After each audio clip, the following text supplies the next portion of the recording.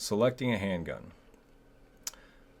So if you haven't already, stop this video, go back and watch the other video, 6 considerations when buying a handgun. But essentially that summarizes all of this material that we're about to get into. This is going to be a little bit more in depth.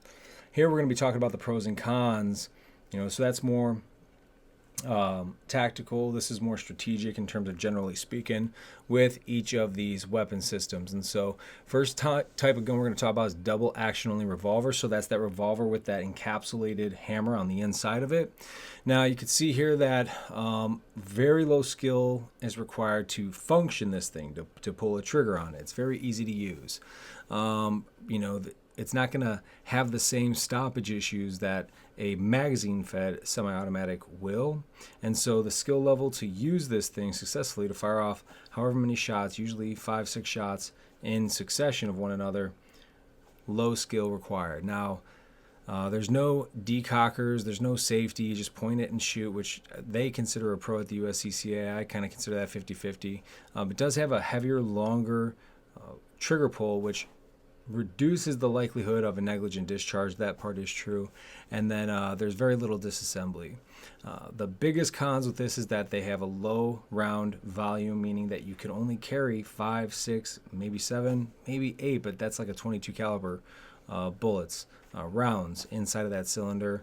They have a very wide profile, so they're not the easiest to conceal unless they're really compact and tiny. But even then, they're very bulky because of that cylinder. And they're definitely way slower, infinitely slower to reload than semi-autos, magazine-fed weapon systems. So that's the double action only revolver. And I just realized I had that small the whole time, so hopefully you guys saw that, or I'll try to blow it up here in the edit. Double action only or striker fired semi-automatic. Remember, semi-automatic striker fired are going to be essentially the same as double action without the actual internal hammer. Moderate skill level is required for this. Long story short, this is basic weapons knowledge. So you're going to have actually decockers on these double action weapons. You are going to have, let's see, this says double action only.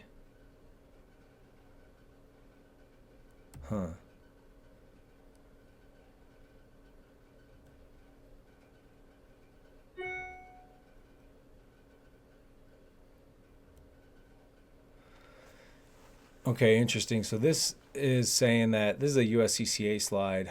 They're saying that there's double action only semi-automatic handguns like this one, but I mean this is just looking like a striker fired semi-auto, and then this is saying double action, single action semi-auto. I'm not saying they don't exist, but I've never seen, I mean I'm sure that they probably do exist, but I've never seen a double action only semi-auto. And so when they say moderate, intermediate, I'm really talking more intermediate skill level required.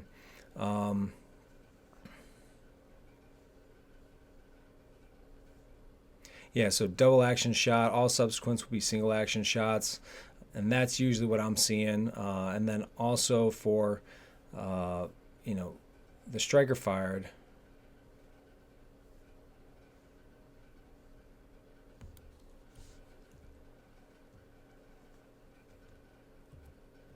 okay, yeah, the wording on this is just pretty weird. Basically, guys, look, you're going to be able to carry more rounds with you, but you need to know how to tap, rack, bang. You need to know how to do those immediate and remedial actions for things when you get like double feeds or failures to extract. You need this is really that level 1, level 2 type of handgun training beyond the concealed carry basic course. And so make sure that you continue to learn these things, because you guys are literally just touching the very tip, the very edges in the concealed carry class of like really knowing how to use the gun. It's so minimal. I just can't even express that enough, guys. You don't know how to tap, rack, bang. You don't know how to do remedial action.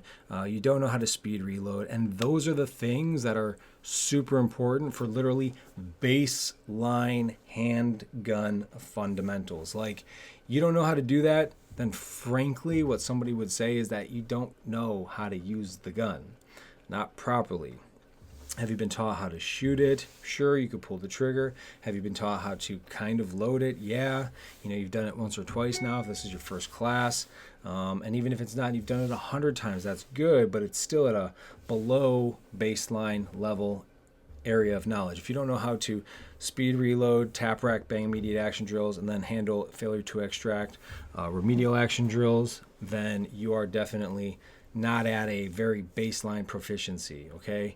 You're below that is my point. And so you really need to know how to do that stuff if you're going to successfully use these style weapons, double action or single action or striker fired semi-automatic handgun, guys. I can't stress that enough. These guns are very effective. They are very amazing. That's what I carry, but you got to know where your level of skill is at. And if you just took a concealed carry class, you are still very much below average. And even if you've taken a lot of shooting, done a lot of shooting in your life, but you've never truly been trained and you don't know how to perform those 3 skills that I just said, guess what? You're still below average, and you're probably even further below average because you developed so many bad habits, obviously, over the years you've been shooting, and you still don't know how to speed reload. You still don't know how to do immediate action. You still don't know how to do remedial action. So you've probably got a lot of bad automatic habits built in, and so we really got to work to be conscious of and break those. Now, single action, this is like your Colt 1911. This was the first gun we carried on the MARSOC Special Operations teams. Remember, it was brand new, fresh Colt 1911, new Cerakote paint, never been fired before. And then literally like 18 months later, we completely dumped all of those, brand new outfit for the entire unit. We dumped all of them over to Force Recon or Recon, and we took Glock 19s, which well, anyways, I was a big fan of the 1911s. I liked it a lot, man. Only could carry a few rounds, but very beautiful, very awesome gun. Liked it, but you've got to be very proficient at using this single action, guys. You have to be aware of that safety. You have to be aware of that trigger pressure or the lack thereof. And if you're not, you're going to have a bad day. You're going to have a negligent discharge. Now, going back to the video prior to this one where I talk about the 6 considerations of buying a handgun, keep some of these other things in mind, guys, like the caliber, like that you're comfortable with shooting. So some people will shoot a 45 and they'll be like, I don't ever want to touch a gun again. Some people will shoot a 9mm. They'll say, man, that's huge, or that's not big enough. So think about what caliber, what kickback, what big of a burst do you want to be dealing with when it comes to the weapon? How well can you handle that? Also, your size, the way you normally dress, of course. Women, wider hips. Men, skinnier hips. Women, tighter clothing. Men usually wear different style, looser clothing. Holster options, which we will be going over here in a minute. Different types of holsters, a variety of holsters, just about all the types that are out there. I only really have used a few in my life because I just didn't need to wear an ankle holster anywhere. And then also the weather and the time of year, because sometimes you might want to go outside the waistband. We'll cover that in the holster module.